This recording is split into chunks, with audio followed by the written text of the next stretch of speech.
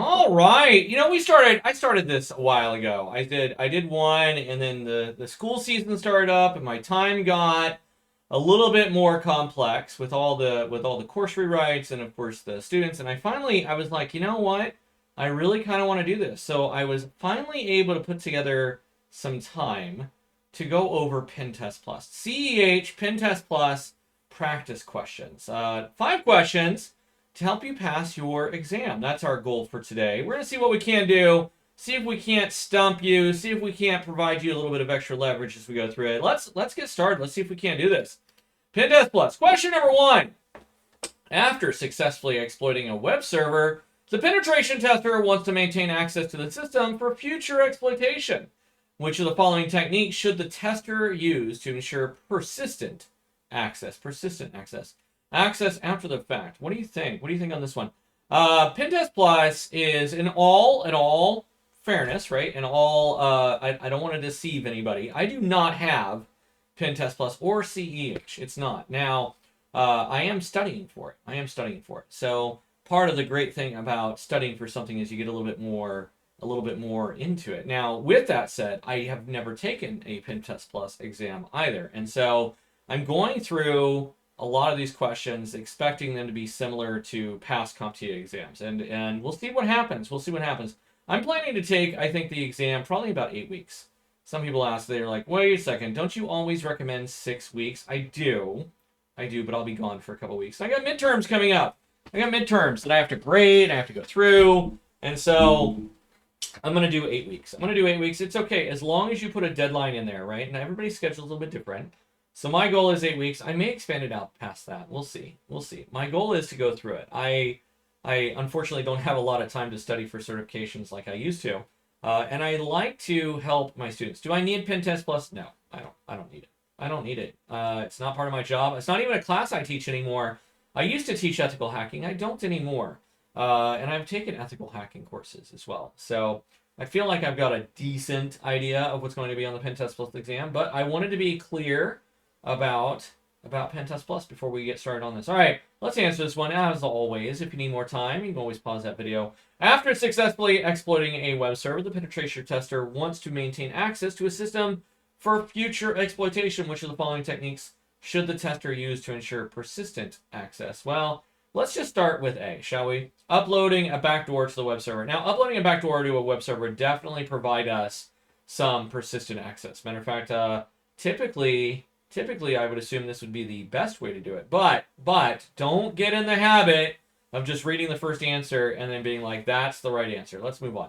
Remove all logs from the system. Now, if I wanted to hide my tracks, I might do that, right? But removing all the logs, that wouldn't really hide my tracks because then that would point towards me, right? So we would want to alter the logs, maybe remove the logs that I specifically touched. But even then, it could result in some issues, right? So we have to be careful with that one, but definitely not going to provide me persistent access.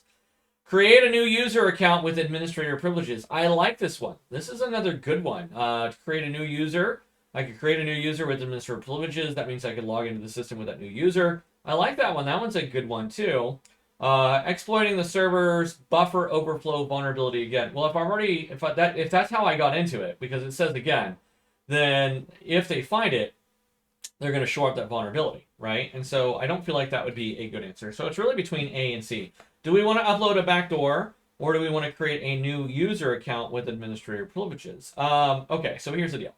Creating a new user account with administrator privileges would be a lot of ways. We would call that a privilege escalation, or even lateral privilege, right? But uploading a backdoor to a web server, that is going to be persistent access. That's going to be our correct answer. A is the correct answer on this one. Excuse me. There we go. That's A, right? And so we want another way in. That's persistent access. All right, question number 2. During the vulnerability assessment phase, the tester runs a Nessus scan and finds several vulnerabilities rated high and medium. However, the client specifically requested that the tester focus on exploitable vulnerabilities. Which of the following should the tester prioritize? I feel like this is a good one. I like this one. We want something that is exploitable. That's what the client wants. And remember, as an ethical hacker, as a pen tester, We fall within that scope of work. We fall in with the contract obligations. We have two-way communication with them.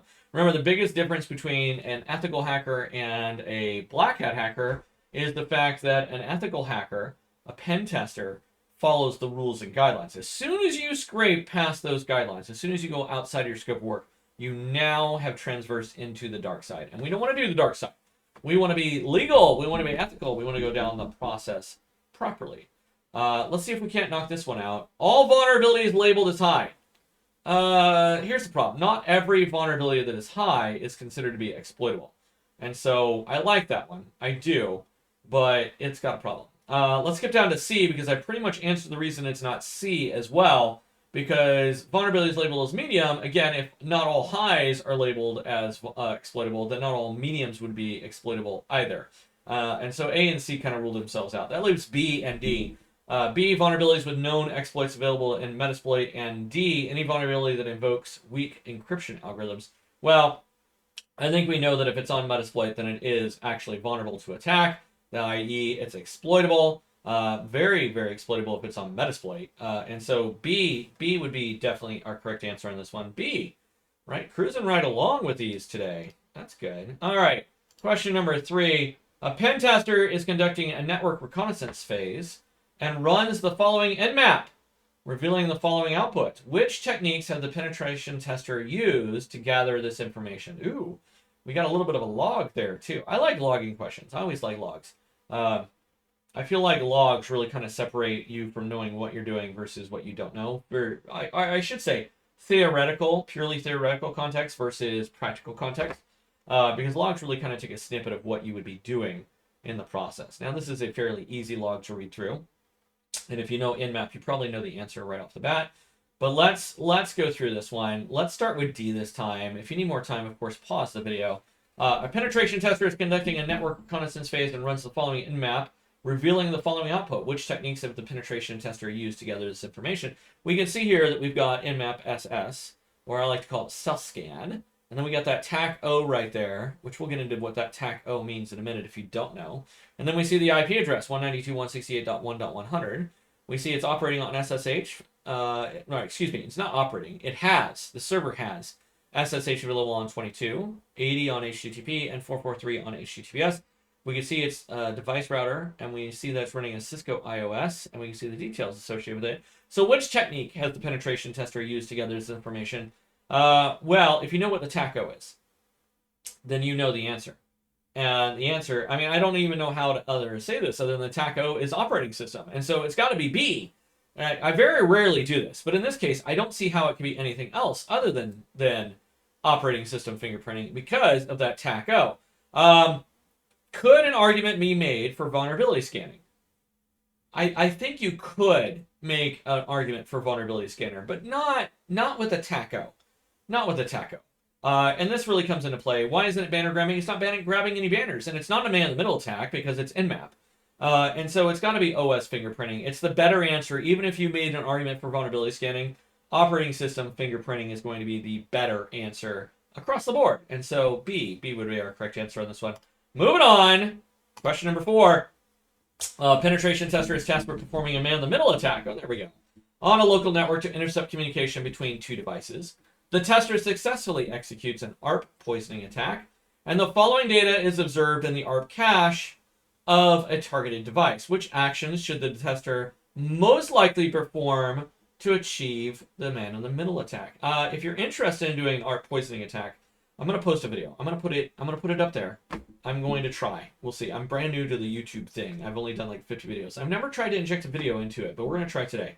I'll actually show you. I have a video on how to actually do an ARP poisoning attack. So we'll definitely go through that. I'll definitely add that onto the list, right? Good walkthrough if you've never seen it before. All right. So penetration tester. I'm getting ahead of myself. I'll give you a second to answer the question. I'm sorry. I got ahead of myself. I couldn't help it. I got so excited. I was like, I've done ARP poisoning. I have a video on how to do ARP poisoning, so I was really excited about it. All right, let's get to it. If you need more time, go ahead and pause the video. Penetration tester is tasked with performing a man-in-the-middle attack on a local network to intercept communication between two devices. The tester successfully executes an ARP poisoning attack, and following data is observed in the ARP cache of a target device. Which actions did the tester most likely perform to achieve the minimum attack? If we look at this, we see we have two internet IP addresses, and then we have the same local address right there. Or not local, I'm sorry, physical address right there. The same physical address, MAC address associated.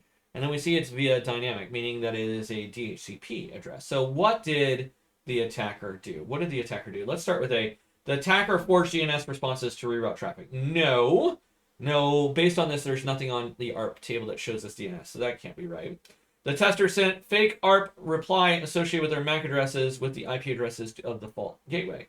Yeah, and we see that. We see .1, usually the default gateway. We see the IP address, or excuse me, the MAC address right there. And then we see .50, and we see the same MAC address. So it looks like that is possibly an answer.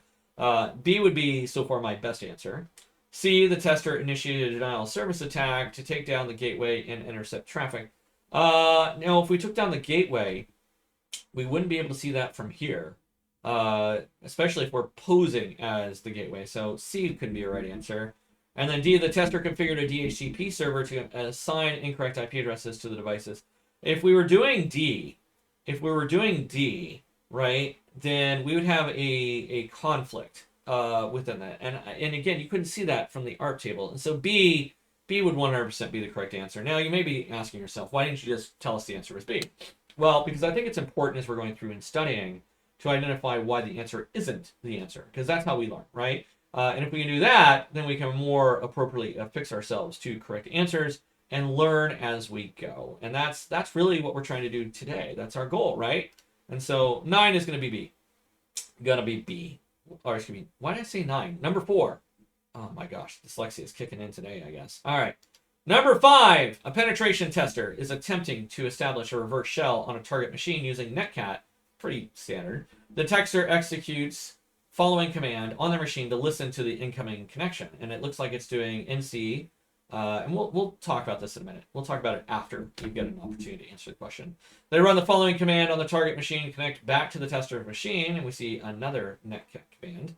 What is the purpose of netcat command run on the target machine? What is the purpose? Well, if you know netcat, you know what's going on. What do you think? What do you think? I know, getting a little bit ahead. I feel like today was easy. Maybe I did it easy on myself. Maybe I need to challenge myself a little bit better on these questions, because I didn't think any of these were too difficult, but of course I'm testing myself. So, and I am studying for the exam. Let's see if I can't stump myself in the future.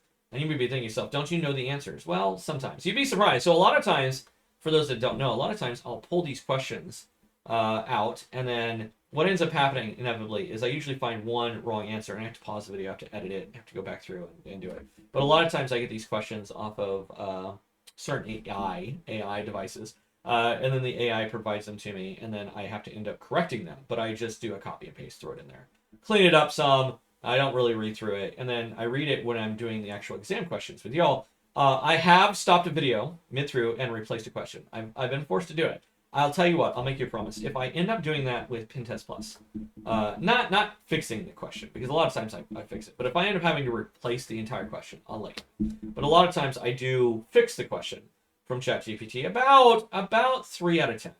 About 3 out of 10, believe it or not. I end up having to do that with it. Sometimes I catch it when I'm doing the copy and paste. A lot of times that's what I end up doing with the other videos, because I read through them. In this case, I'm not going to do that with PenTest Plus. We'll see. How about that? It'll be fun. It'll be fun as we go through the next couple weeks together. All right, let's answer this one. If you need more time, go ahead and pause the video. A pen tester is attempting to establish a reverse shell on a target machine using netcat. The tester executes the following command on their machine to listen to the incoming connection. And so it literally told us what it's doing. It's doing netcat, and it's listening through port 4444. That's what it's doing, all right? And they then run the following command on the target machine to connect back to the tester's machine. And so it's telling it on the other machine, hey, run netcat to my IP address. That means 192.168.1.100 is mine on port 4444. And then it's trying to establish an executable. It's trying to go through that bin bash associated with it. And that's that TAC-E means that it's going to execute that bin bash. And then when it executes that bin bash, we should have a connection back into the machine. So what is the purpose of the netcat command run on the machine? Well, I kind of gave you the answer, but let's go through it anyway. A, to scan open ports on the target machine. No, we are not scanning ports. We opened a port. That's what we did. To upload files from the target machine to the tester's machine. No, we don't see any files being uploaded, so that's not correct. C, to create a reverse shell on control of the target machine. Yeah, that's exactly what we're doing. We're listening on port 4444, and then we told the other machine to create a connection to port 4444. So that's going to be our right answer. And then D, to perform a denial of service attack on the target machine. No, not going to be a DOS. Not going to be a DOS. Not a denial of service attack. And so that's going to be our answer. And the answer is going to be C. Kind of quick today, kind of simple. Maybe I'm being too light on myself. That's okay. We're going to try to get some harder questions, I think. All right, that's it for today. I'm Dr. K. I hope you learned something. I hope you continue your journey on your own PenTest or CEH as we go through these questions. And I'll let you know when I pass. I'll let you know when I take it, and then I'll let you know when I pass. We'll see you next time. Have a good one, everyone.